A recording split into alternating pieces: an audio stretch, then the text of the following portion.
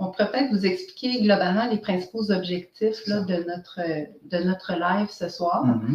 Le premier, c'est d'avoir du fun. C'est ça. En tout cas, pour nous, c'est vraiment avoir du fun parce que ce qu'on fait, c'est quelque chose qui nous porte, c'est quelque chose qu'on incarne. Donc, on est très, très heureux de pouvoir s'exprimer sur ce qu'on aime et puis le partager avec vous. Ça, c'est notre premier objectif. Ouais. Comme deuxième, je pense que ce qu'on peut apporter au-delà de vous dévoiler ce que les ados portent en eux, c'est de vous amener des pistes, des outils, vous verrez. Mais nous, on souhaite que vous repartiez avec quelque chose dans votre baluchon là, pour être en mesure de voir votre ado avec un œil peut-être différent, avec un outil pour mieux l'accompagner ou l'accompagner plus sereinement. Ça, et notre dernier objectif, c'est vous faire revenir. Notre objectif à nous, c'est vous sortez de là et vous dites « Oh, ok, j'ai envie d'en savoir plus ». Donc, voilà un peu. Ayez du fun, comme nous, on en a. On espère que les outils qu'on va vous partager seront suffisamment pertinents et on espère aussi vous faire revenir. Exactement. Donc, grosso modo, le plan de match pour ce soir, on présente qu'est-ce que l'espace clé dans un premier temps. Deuxièmement, on vous dévoile le secret, premier secret des ados. Et troisièmement, on vous dévoile une clé avec laquelle vous pouvez repartir suite à notre live. Donc, c'est pas mal notre terrain de jeu pour la prochaine demi-heure. Alors, Edmond, je te passerai la parole pour nous raconter un petit peu l'espace clé, d'où ça vient. Alors, il faut savoir que c'est très difficile quand on essaye d'en parler. Oui, c'est quoi l'espace clé? On est plus tenté de connaître un concept alors que c'est quelque chose qui se vit. Et tout est parti de Barcelone. Donc, moi, je suis responsable d'un sport-études et chaque année, je fais voyager les jeunes à Barcelone parce que j'y ai moi-même découvert la vie autrement et j'emmène les jeunes là-bas. Et à chaque fois que je les emmène, on vit une expérience extraordinaire, une communion, un espace, les jeunes se dévoilent, on échange et ils sont capables de prendre des initiatives. Et quand on revient, quand ils reviennent dans leur quotidien, mais petit à petit, ces jeunes-là repartent en mode automatique.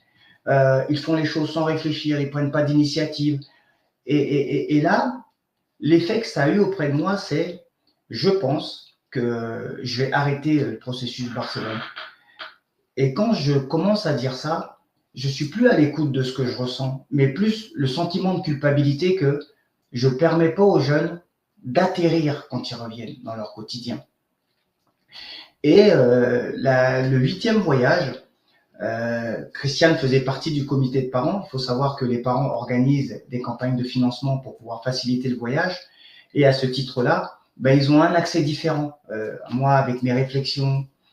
Et un jour, dans un échange, je commence à me rendre compte que je ne suis pas tout seul, en fait, à me préoccuper du développement de l'ado. Mais Christiane a la particularité, elle se présentera un peu tout à l'heure, d'accompagner les adultes et de voir aussi que certains qui ont réussi, ces dirigeants, ces cadres, se sont aussi déconnectés un peu de l'enfant qu'ils étaient. Et là, on s'est dit, oh, moi j'accompagne des enfants qui demandent à s'épanouir. Toi, tu accompagnes des adultes qui, eux, se sont épanouis, mais qui se sont un peu déconnectés de leur enfant intérieur et souvent de leur ado. Mais pourquoi on ne créerait pas cet espace-là qu'on appelle l'espace clé? Et pourquoi clé? Parce que nos acronymes, Christiane Labossière, Edmond Foyer, forment clé. Et c'est de là qu'est parti l'espace clé. Effectivement. Donc, maintenant que tu nous as raconté l'histoire, Edmond, je pense que c'est le temps qu'on se présente individuellement. Puis, on s'est lancé un petit défi qui était de partager un visuel avec des informations, mais aussi d'avoir une ligne ou deux là, pour décrire l'autre sans qu'il sache nécessairement ce qu'on allait dire. C'est ça. Donc, c'est une surprise qu'on va dévoiler. Là, dans la vaisseau spatial avec les pitons, je vais juste m'assurer que je vous... OK, je vous partage ça correctement. Voilà. Donc là, en théorie, vous devriez voir Edmond Foyer, donc qui est la deuxième partie de la pièce, qui est EF, dans le mot-clé. Mon but, ce n'est pas nécessairement de tout vous lire ce qu'il y a sur la slide, vous êtes en mesure de le faire vous-même, mais globalement, ce que je dirais de plus que ce qui est là, c'est que Edmond, au-delà d'être un responsable de sport-études qui est dans le domaine du soccer depuis à peu près toujours, depuis 6 ans, oui, ça fait vraiment plus de 35 ans que je suis dans le domaine. Fait que ça fait plus de 35 ans qu'il est dans le domaine du soccer, puis il en a fait à peu près partout dans le monde, mais particulièrement en France, où tu as vécu longtemps, mais aussi depuis les 10 dernières années au Québec. Donc oui, il est responsable d'un sport-études, puis ce que je dirais, c'est qu'il est et il aime être au contact de jeunes, des centaines de jeunes au quotidien dans le cadre de son travail. Puis, ce que je remarque chez lui, c'est vraiment que ce qui compte au-delà de tout, là, c'est la connexion humaine. Fait que c'est ce que moi je vois en Edmond, au-delà d'être un éducateur de soccer ou un entraîneur de soccer. Le soccer, c'est comme un prétexte, finalement, ce que je comprends. Hein? C'est exactement ça. On a la chance, en tout cas, j'ai la chance de pouvoir transmettre la passion de jeunes. Et à travers cette passion que je transmets, je veux vraiment leur permettre de transmettre aussi les valeurs de la vie. Parce que après le soccer, l'humain est encore là. Donc, comme je bénéficie d'un savoir-faire dans le soccer, ben, j'utilise ça pour connecter l'enfant à ses initiatives, à oser, à prendre des initiatives et prendre des risques. Donc, voilà un peu, tu m'as bien décrit. Oui, puis une dernière chose, c'est que Edmond a plein de projets. Donc, tu sais, il bâtit. Lui, il crée, il bâtit plein de projets, que ce soit en France, en Espagne avec Barcelone, que ce soit aux États-Unis, que ce soit au Québec, dans les régions du Québec, aux îles de la Madeleine, sur la Côte-Nord, dans différents endroits au Québec. Ben lui, même s'il n'y a rien, ben il va puis il bâtit. Des camps, des programmes, peu importe. Fait que c'est vraiment quelqu'un qui réussit à construire des choses. Puis moi, ce qui me marquait quand même par rapport à sa philosophie qu'on vient de décrire, c'est que ça restait dans ses projets, que ça restait dans les stades, ça restait dans... Puis je souhaitais trouver le moyen de pouvoir diffuser un peu cette philosophie-là, mais avec plus d'impact, plus grand que les stades, plus grand que les terrains de soccer. Donc, je pense que Espace Clé, c'est à ça que ça sert, entre autres, c'est de pouvoir communiquer ce que tu prônes là, avec les jeunes, ce qu'ils vivent. Puis la connexion, en tout cas, avec les jeunes, elle est remarquable, Edmond. Fait que voilà, c'est comme ça que je te décrirais rapidement. Là. OK. Oui. OK. Voilà. Bon, alors, si on dit ça, c'est parce qu'on s'est donné le défi de se présenter l'un et l'autre, mais sans que l'autre sache ce qu'on va dire. Donc, c'est pour ça que c'est un peu une surprise. Alors, moi, pour Christiane, j'ai bien entendu, au-delà de son expérience et ce que vous allez lire là, je l'ai décrit en 2 mots. Le premier mot, j'ai mis miroir. Alors, en fait, c'est parce qu'elle reflète ce qui est en nous, sans juger, et ça nous donne envie de nous voir en face.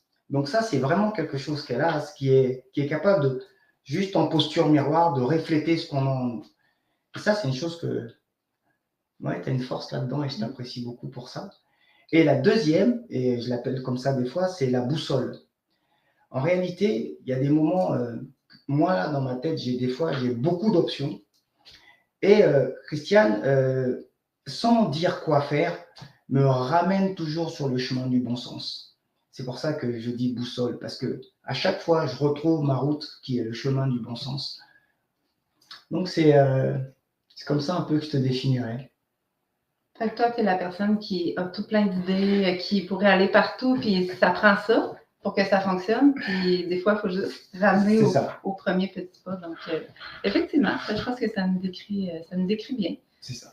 Fait que maintenant qu'on a fait le tour, là, pour l'instant, au niveau de qu'est-ce que l'espace clé, qui nous sommes, on pourrait peut-être aussi aller forer dans c'est quoi les expérimentations qu'on a faites. Alors, rappelez-vous, si vous suivez le fil de l'histoire, une fois qu'on a découvert qu'on pouvait avoir des points communs, ne serait-ce que entre l'adulte et l'enfant, notre objectif à nous, c'est de mieux accompagner l'enfant dans son écosystème. Parce que comme je disais tout à l'heure, à Barcelone, j'étais l'écosystème. Le papa, la maman, la charge de travail, à quelle heure il mangeait, quand il dormait. Et c'est ça qui faisait petit à petit qu'on avait réussi à créer cette communion. Donc, on s'est dit, on va expérimenter. Alors, chaque année, passe entre mes mains à peu près 180 enfants, 150 étudiants au niveau du sport-études, donc 25 étudiants au niveau du cégep, 15 étudiants au niveau universitaire, plus les ateliers spécifiques. Donc, vous verrez, on va vous partager un peu les fruits des ateliers spécifiques. Ensuite, on a fait aussi un focus group, on a fait aussi des focus group avec des parents. Et on se rend compte quand même que nous, en tant que parents, on a quand même les mêmes types de préoccupations de l'enfant. Et quand on a fait tous ces ateliers-là, on a aussi décidé de pousser le bouchon en disant, tiens, on va aussi faire un atelier avec des entraîneurs pour voir quel était le point commun entre parents, enfants, entraîneurs.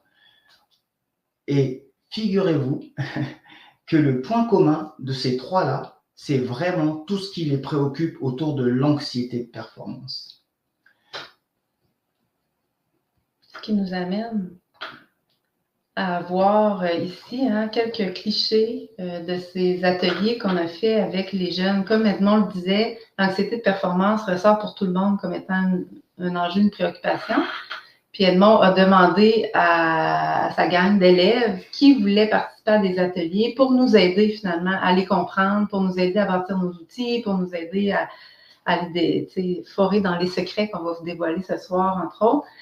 Puis, ils ont levé la main. En fait, il y en a 14 grands ados qui ont levé la main pour participer. On a pu faire un premier atelier avec eux, puis ils en ont même redemandé, là, parce qu'ils ont vécu une expérience où ils ont vu qu'ils pouvaient contribuer, se faire écouter et aussi repartir avec certaines pistes qui pourraient les aider dans cet enjeu-là d'anxiété de performance. Ils voulaient approfondir. Fait qu'ils nous ont demandé un deuxième atelier. Fait que vous voyez ici, c'est les clichés des jeunes qui sont en action, finalement. Là. En travail, c'est ça. Exact. Donc, pour vous dévoiler le secret. Alors, là, ce qui va être important pour nous, c'est prenez ce temps-là simplement pour écouter ce que partage l'enfant. Et déjà, je tiens beaucoup à les remercier. Et une prise de conscience que je vous partage, qui nous est arrivée ce matin, c'est quand même, comment je peux vous dire ça, je me sens par moments choyé de voir que vos enfants sont amenés à me livrer des choses qu'ils ne disent pas souvent. Et je me posais souvent la question, mais pourquoi? Mais pourquoi Mais tout simplement, je ne sais pas si vous avez fait attention à nos vidéos. Ce que nous vous envoyons sur nos vidéos, c'est vraiment comme ça qu'on est dans la vie. Et ça permet à l'enfant de nous voir accessibles parce que nous aussi, nous sommes connectés à l'enfant qu'on a en nous. Et bien souvent, dans le rapport adulte et enfant, l'enfant voit l'adulte comme un être sérieux, qui ramène des problèmes, ou il a une vision de l'adulte où il n'y a pas l'enfant intérieur. Alors que au PALS, ou même dans les voyages, le fait de se mettre à leur niveau, ça leur permet aussi de dire « Oh, je peux aussi oser dire quelque chose parce que il est imparfait, cet adulte-là. » Et c'est cette imperfection-là qu'on aimerait vraiment vous partager à travers nos vidéos. Et puis, dans la relation à l'ado, la connexion, elle se fait quand l'ado sait qu'en face, il y a aussi de l'imperfection. Effectivement. Fait qu'on va en profiter pour vous présenter dès maintenant un témoignage. On est vraiment choyés d'avoir eu des jeunes et leurs parents qui acceptaient que ces images-là soient utilisées pour le bien de tous. Donc, un gros merci encore. Puis, on vous invite à, si vous le voulez, écouter. Ça dure à peu près 2 minutes. Écoutez, puis inscrivez dans le chat si vous voulez ce que vous remarquez, ce qui vous marque particulièrement, parce qu'on va décortiquer un petit peu cette vidéo-là tout à l'heure. Alors, j'essaie de tout faire marcher. Ici, elle est là. Voilà. Fatigue mentale, en fait, qu'on peut avoir. Puis genre, tu sais, je sais pas, mettons, des fois, t'arrives chez toi, t'es fatigué, t'es aigri un peu, là. Puis je sais pas, des fois, il y en a qui se demandent pourquoi, puis tout. Puis au final, ça revient souvent à ça. Puis ça peut toujours finir, je sais pas, mettons, tout ça, tu passes une mauvaise journée, t'arrives à l'entraînement le soir, tu joues mal, là, c'est toujours une boule de neige, genre un peu qui grossit. Non mais c'est incroyable. Comme diraient les enfants là, c'est insane. Quand tu compares, genre, mettons, l'horaire de ceux qui ont des pratiques 3 fois semaine en ce moment, puis le monde, mettons, une journée normale, ça serait, tu te lèves à 5 h, tu as des cours jusqu'à midi, tu as une pratique, après ça, tu reviens chez toi, tu fais des devoirs, tu refais un autre 15 minutes, tu te recouches à 11 h, là, faut que tu te...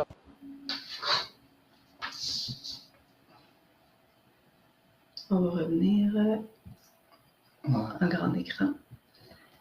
Donc, oui. Non, vas-y. Donc, j'espère que cette première vidéo vous a déjà donné une idée de ce que vivent les ados et surtout de comment eux ils perçoivent cette vie-là. Donc, j'espère que certains d'entre vous ont déjà pu noter quel allait être le premier dévoilement. Donc, une petite seconde, excusez-moi. Alors, en attendant que Christiane s'habitue à la technique, parce que là, ouf, c'est vraiment pas simple, parce qu'on dirait quand même une piste d'avion. C'est ce genre de choses qu'on fait à l'année avec les jeunes, qui leur permettent, eux, de se sentir bien. Et est-ce que vous avez vraiment une idée de l'écosystème de votre enfant? Si vous avez une idée, c'est pas pour répondre là, il n'y a pas de problème, mais c'est juste pour c'est ça qu'on va essayer de vous présenter tranquillement. On sait très bien que dans son écosystème, il y a l'école. Donc, si on prend l'école, pour ceux qui ne connaissent pas le fonctionnement au sport-études, et comme le reportage, comme le live va être aussi diffusé en France, je l'explique un peu, dans les sports-études, pour que l'enfant puisse être admissible, il doit avoir les notes. Déjà, premier prérequis. Ensuite, s'il n'a pas les notes chaque année, il peut sortir de là. Donc, on voit bien que par le système, ne serait-ce que le premier prérequis qui est les notes, ça peut mettre l'enfant en situation de vouloir faire bien. Donc, ensuite, il y a le psychologue, il y a le professeur. Et si on part sur le domaine du sport, on va avoir aussi l'entraîneur. Quand on a fait notre atelier avec les entraîneurs nous ont partagé eux aussi qu'ils vivaient de l'anxiété de performance. Parce que pour certains d'entre eux, les résultats qu'ils font avec leur équipe leur permettent d'avoir de meilleures équipes à entraîner ou de meilleures opportunités professionnelles pour grandir. Donc, même l'entraîneur se retrouve aussi là-dedans. Il peut y avoir aussi les coéquipiers, c'est bien connu. On n'a pas tous les mêmes objectifs, on n'a pas tous le même projet, on n'a pas tous les mêmes qualités. Donc, il peut y avoir la famille, les physios, la famille. Par exemple, dans la famille, je vais donner l'exemple le plus fréquent. Un enfant rentre du soccer ou il rentre de l'école et puis il dit qu'il a eu une bonne note. On peut avoir tendance, nous, les parents, à le féliciter pour la note. Mais en faisant ceci, l'enfant est en train de se définir à travers la note. Et pour continuer à recevoir des félicitations, qu'est-ce qu'il va faire? Il va continuer à vouloir performer. Mais il ne performe plus pour prendre du plaisir. Il performe parce que recevoir des félicitations le permet, lui, d'exister. C'est un peu ça la nuance dans l'anxiété. Ensuite, il peut y avoir la fratrie. Donc, on a eu une histoire au sport-études où deux frères qui avaient le même niveau, mais étaient souvent dans les mêmes équipes, étaient souvent comparés, perdaient leur identité, puisque on les appelait par les noms de famille, plutôt que de les appeler par leur prénom. Il y en a un qui a quand même eu le courage d'arrêter le soccer pour pouvoir vivre différemment. Et on est très fiers de lui parce qu'il est en train de faire des très, très belles découvertes. Il peut y avoir les amis dans leur écosystème. Il peut y avoir aussi les réseaux sociaux. Il peut y avoir aussi les réseaux sociaux. Donc, on se rend compte que dans toutes ces sphères, chacune de ces sphères a aussi des attentes sur l'enfant. Et si on va encore plus loin, nous, parents, on a aussi notre propre écosystème qui vient se confronter à celui de l'enfant. Il y a une phrase que je dis souvent, on parle souvent de crise d'adolescence, mais en fait, moi, je pense qu'elle n'existe pas, mais vous allez comprendre ce que je veux dire. Je pense plus que c'est la crise de la relation entre le parent. Le parent vit lui-même son écosystème, il vit lui-même ses changements. L'ado vit son écosystème, il vit ses changements, et les deux doivent essayer de cohabiter. Donc, dans l'espace clé, on essaye vraiment, vous verrez dans notre guide, on essaye vraiment de vous apporter des clés, parce que quand il y a la communion dans cet espace-là, l'enfant est capable de faire des choses extraordinaires. Effectivement. Puis, tu sais, quand on regarde ça de plus près, chaque bulle a sa propre complexité, sa propre diversité. Juste d'entraîneurs, il y a des entraîneurs de différents univers, que ce soit les clubs, les sports-études, les professeurs de différentes matières, les familles, ça peut aller jusqu'aux grands-parents. Tu sais, c'est comme chaque petite bulle a son propre écosystème à lui, quasiment. Donc, ça fait beaucoup de diversité, d'attentes et de standards à jongler avec, mais ça fait aussi beaucoup de, oui, diversité, mais complexité pour un enfant qui doit finalement lui-même être en train de créer sa propre identité. C'est ça. Puis il doit jongler avec ça en même temps. Donc, c'est là où ça peut devenir, tu sais, il peut avoir de la confusion, il peut avoir de l'impuissance, il peut avoir un sentiment de perte de contrôle sur sa vie, là, finalement. Puis je pense que le parent et la personne qui, au cœur de tout ça, peut amener de l'apaisement dans cette situation-là. On avait passé vite, Edmond, sur cette là, par exemple. Bon, on va... je serais revenue sur... tu peux peut-être en parler, l'horaire d'un jeune. On est passé vite, là? Oui, mais ça revient un peu à nos différents exemples qu'on vous donne. Donc, on vous a donné l'exemple d'un jeune qui s'exprime. Là, on vous a montré l'écosystème du jeune, mais on a aussi un tableau qui montre l'horaire d'un jeune au sport-études. Et ce qui frappe le plus dans cet horaire-là, si on arrive à le retrouver, ouais, vous allez voir ce qui frappe le plus, c'est après. Ça s'en vient juste ici. Voilà. Ouais. Si vous arrivez à le regarder, là, ce qui frappe le plus, c'est que le mot repos arrive très, très peu. Et ce qui est difficile, c'est que ce jeune-là performe tellement bien dans tous les domaines qu'il a des bourses d'excellence, etc., etc. Donc, des fois, je veux vraiment qu'on comprenne que la performance, elle est bonne. C'est quand elle commence à nous envahir, elle commence à créer des signaux qu'on va vous partager tout à l'heure. C'est là que la performance, elle est nocive et c'est là qu'il faut revenir à la base. C'est là que la boussole permet de ramener sur le chemin du bon sens. C'est bon. Je nous ramène, merci Edmond. Je nous ramène ici, je vais juste aller à la bonne diapositive. Et n'hésitez vraiment pas à interagir parce que sachez que tous ces outils qu'on a créés, c'est grâce à vous, c'est grâce à votre collaboration qu'on a pu créer le guide et les outils qu'on va vous partager tout à l'heure. Donc, n'hésitez pas à interagir. Avant d'entrer dans les pistes, les outils et tout, nous, on a travaillé un guide, Edmond et moi, en collaboration avec tout plein de monde, là, tout plein de gens qui appartiennent aux différentes bulles qu'on a vues autour de l'ado tout à l'heure, que ce soit les parents, que ce soit des gens qu'on connaît qui œuvrent dans le domaine sportif, tout ça. On a construit ça en co-construction finalement avec ces gens-là. Puis les ateliers avec les jeunes nous ont beaucoup aussi alimenté. C'est un guide qu'on va vous partager le lien dès maintenant dans le chat. Alors voilà, je fais ça à l'instant, copier l'adresse, je vous le partage dans le chat. Vous allez pouvoir, à votre guise, que ce soit maintenant ou un petit peu plus tard, aller cliquer dessus si ce n'est pas déjà fait. Puis, vous allez pouvoir avoir accès à ce guide-là. Ce guide-là, il renferme du contenu, environ 8 pages là, du contenu où on réfère, nous, dans nos lives. Oui, mais on approfondit dans nos lives. Là, c'est vraiment là, en survol pour vous aider à vous inspirer. Mais là, nous, on va aller approfondir une page en particulier qu'on va vous présenter tout à l'heure. Donc, mais avant de rentrer, avant de rentrer dans les outils, on voulait vous faire un hommage. À quoi, Emma? Et ça, c'est très important, l'hommage à la simplicité. Vous savez, le monsieur que vous allez voir apparaître dans 10 secondes, là, le monsieur que vous voyez s'appelle Guy Stéphane. Et je vais juste essayer de contextualiser.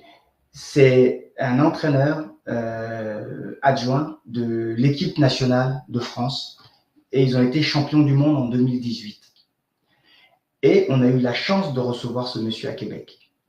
Il faut savoir que pour être une équipe championne du monde, là, on va dire qu'on est à performance XXXL. Et ce monsieur-là, quand il arrive, il avait 2 choses à nous proposer, des cours théoriques et un cours pratique.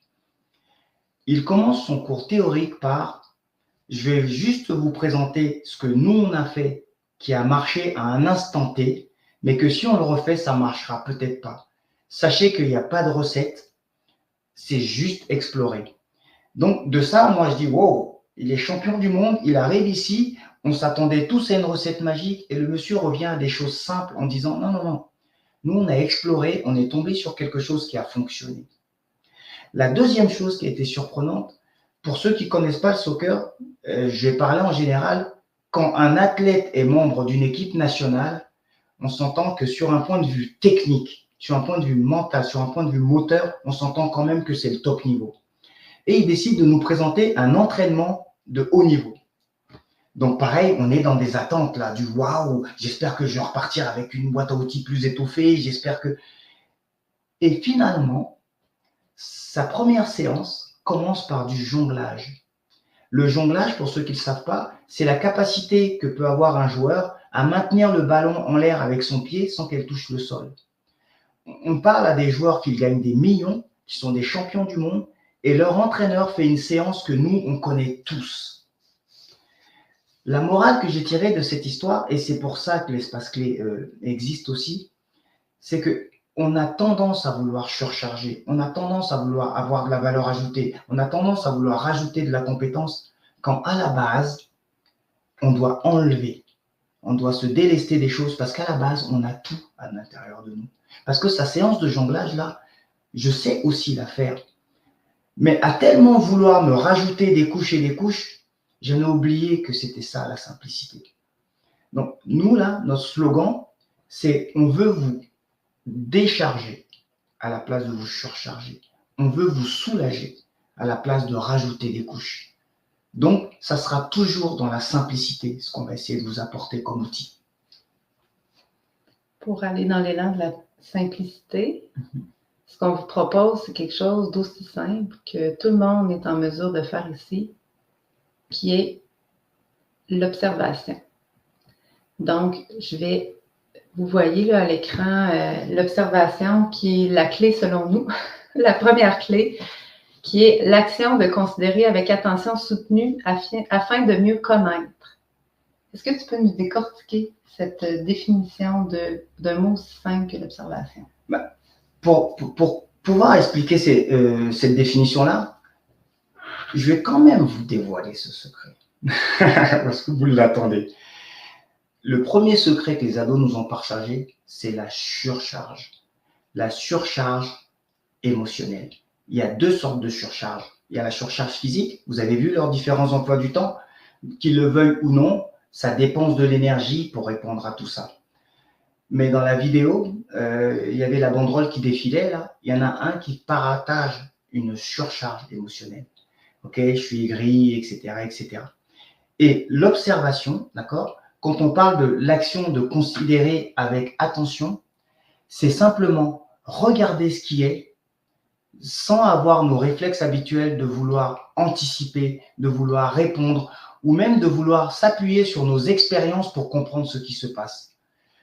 Par exemple, un enfant me partage quelque chose où je sens qu'il est différent d'habitude. Les premiers mots qu'il va commencer à me dire vont venir réveiller en moi quelque chose que je vis déjà ou que je connais et je peux répondre sans être juste présent.